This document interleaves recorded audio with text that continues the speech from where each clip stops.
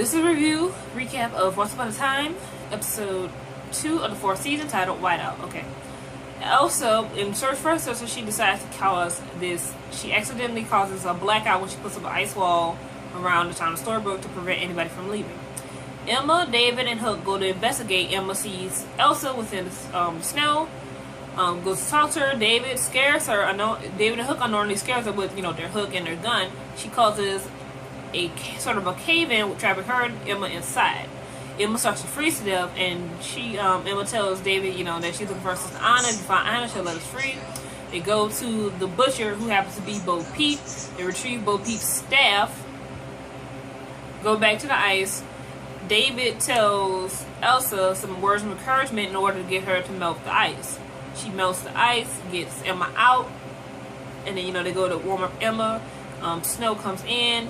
David and everyone says they would help Elsa, look for her sister, because they gotta have hope. That's what drives them, hope. So during the blackout, Snow is officially apparently the mayor of the town due to the fact that she's the one who caused this curse.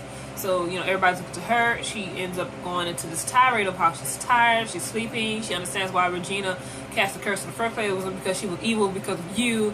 And, she's like, we've been without electricity for, majority of our lives, so buy a damn flashlight. It's not the end of the world.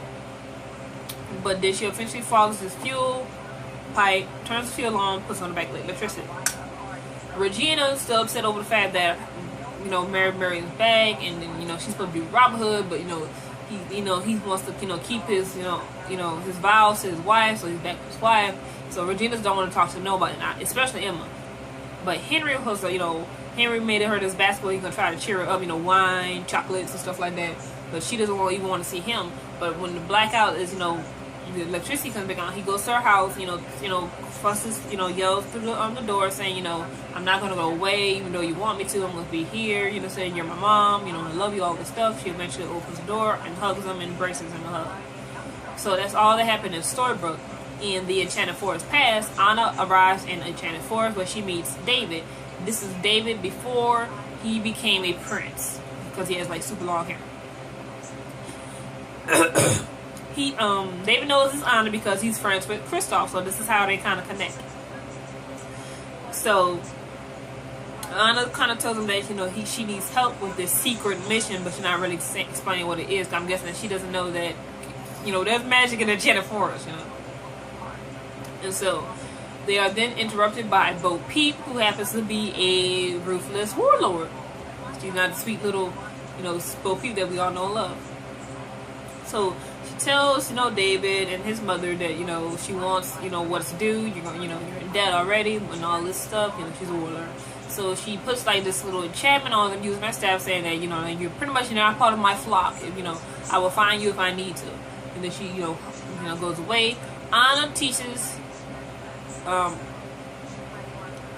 Anna tries to get David to fight back and say you can't always run away from situations. Like her sister Elsa, her sister tried to run away, and obviously when her sister ran away, it did not do good for Arendelle. She kind of plays the place in a freaking ice age.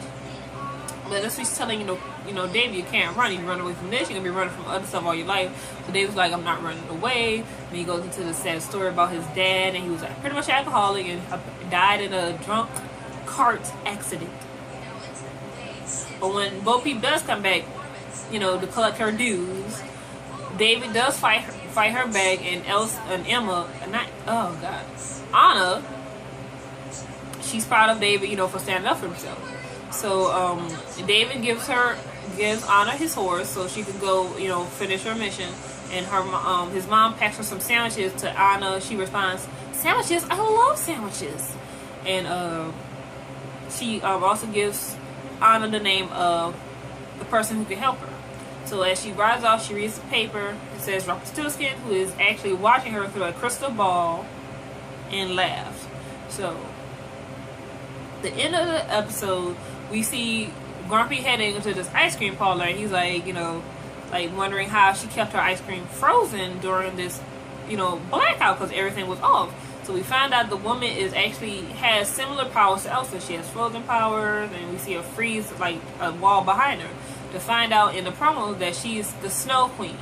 So we're going to have the Snow Queen. It's just not going to be Elsa. So we have 2 women with ice power, so that's going to be very interesting. And not only that is, what is her connection with Elsa, and what is her connection with Rumpelstiltskin, and how all these 3 characters kind of fit together, and what the hell is Anna? Because nobody knows.